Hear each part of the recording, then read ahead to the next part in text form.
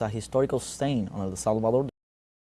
In Venezuela, President Nicolás Maduro described as a historical stain on El Salvador the criminal acts of the Salvadoran president against Venezuelan citizens. The Venezuelan head of state pointed out that the more than 250 Venezuelan nationals who are being held hostage in the SECOT in El Salvador have been denied the right to lawyers and visits. He also pointed out that Bukele is a figure widely questioned in the world for his human rights violations and for the fraudulent way in which he became president of his country.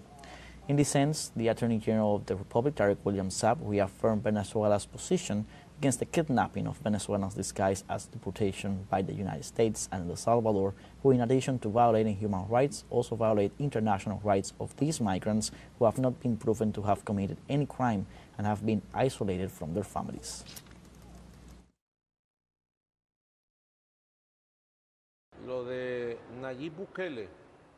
Nayib Bukele, in the brief history of El Salvador, has no way of holding up. Really, he has completed serial human rights violations against the Salvadoran people. Now he has thrown on himself the kidnapping and forced disappearance of 252 Venezuelans, without the right to a trial, to a judge, to a defense, without the right to lawyers, to family visits, without the right to anything. The conditions in which they are inside that concentration camp are only comparable to the conditions in which the Jews were kept in the Nazi concentration camps.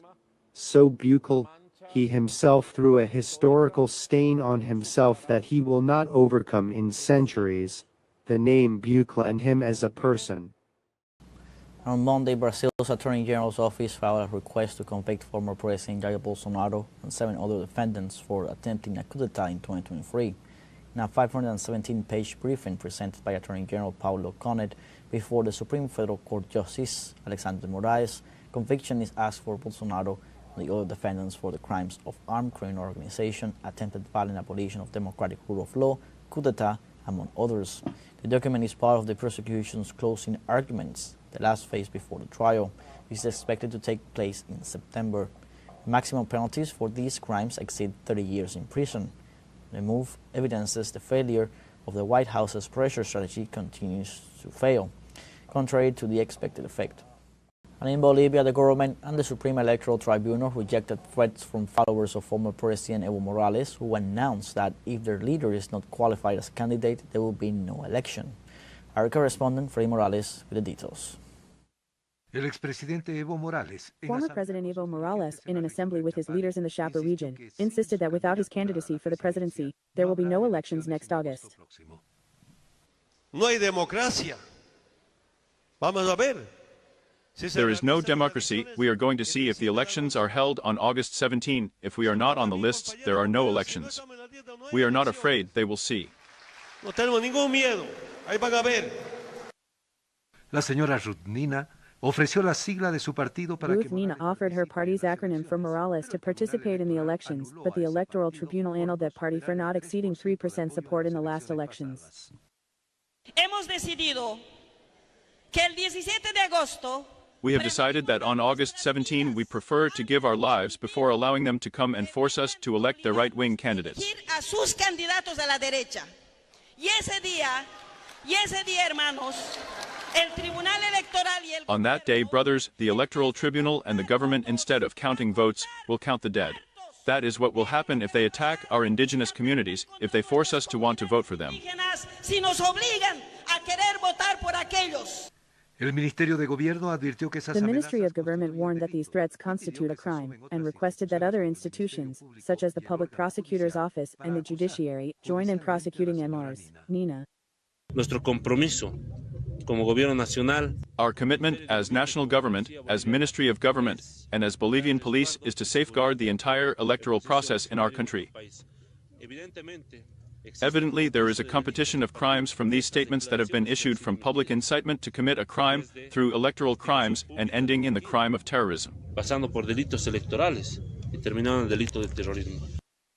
El Tribunal Supremo Electoral también anunció acciones. The Supreme Electoral Court also announced actions to stop threats against the imminent national elections. El Tribunal Supremo Electoral no va a permitir. The Supreme Electoral Court will not allow any citizen to actually threaten the democratic right of the more than 7,500,000 citizens who are eligible to vote. Tomorrow, we will have the full court to make this determination, and we will announce the determinations made by the full court. However, we must be categorical. This has been a public expression, and we understand that the authorities called by law have to act immediately in this regard. En realidad, las acciones que determine como sala plena.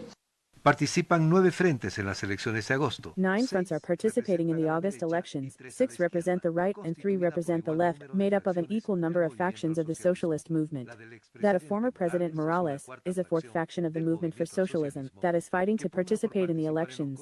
Polls show that the right wing has a clear chance of winning. Tiene opciones claras de ganar. Freddy Morales, teleSUR, Bolivia. And in Peru, an amnesty law that favors police and military personnel has been approved by Congress and is ready to be enacted by the government of that country. More details in the report of our colleague Ramiro Angulo. En segunda votación, el Congreso aprobó una ley. In a second vote, Congress approved a law that amnesties police and military officers who perpetrated crimes against humanity, a fact that has been strongly questioned. Las justificaciones y las razones para aprobar una ley. The justifications and reasons for approving such an unconstitutional, illegal, and unjust law are truly nauseating. Nauseabunda. Me siento también discriminada frente a un Congreso. In the face of a Congress that continues to legislate to benefit some groups such as the military police, human rights violators, or criminal mafias against the rights of the victims' families. En contra del derecho que tenemos los familiares de las víctimas. Esta ley afecta cerca de 150 sentencias. This law affects about 150 sentences in 600 judicial proceedings that took place between 1980 and 2000, during the internal armed conflict. ¿Hay una regresión de los derechos humanos en el Perú? There is a regression of human rights in Peru. There is an attack on human rights organizations and on those of us who defend, promote, and work for their fulfillment, for their exercise. Porque se ejerzan. En nuestro país estamos viviendo. In our country, we are living in a context of not only permanent political crisis, but also permanent attacks from a narrative that delegitimizes the work of human rights organizations. Ataques desde una narrativa que deslegitima el trabajo. But also ignores the existence of human rights and intends rather to go for a selective justice path. Y se pretende más bien ir por una vía de justicia selectiva. Quienes la promueven defienden a los perpetradores. Those promoting it defend the perpetrators by saying that they had no way of knowing that they were killing civilians, which has provoked outrage. Aquí no se trata de que si la víctima era o no inocente, aquí se trata de que las fuerzas del orden. This is not about whether or not the victim was innocent. It is about the fact that the forces of law and order have the obligation to guarantee the life and stability of every person, and if they detain a person in the commission of a crime or if they detain him or her, he or she is brought to justice to be judged and punished. But in no way can it be accepted that they killed children because they thought they were terrorists, a 2-month-old child. A 2-year-old child, that is incredible, that does not justify what Mr. Rospigliosi and all those in Congress are doing. Lo que el señor Rospigliosi y todos los del Congreso están haciendo. Debido a la desconfianza que hay en el Tribunal Due to the lack of confidence in the Constitutional Court, the lawyers of the victims announced that they will inform the prosecutor's office and the judiciary so that the judges do not apply this law. Un ejecutivo que no tiene ninguna. We have an executive that has no responsibility for human rights in general.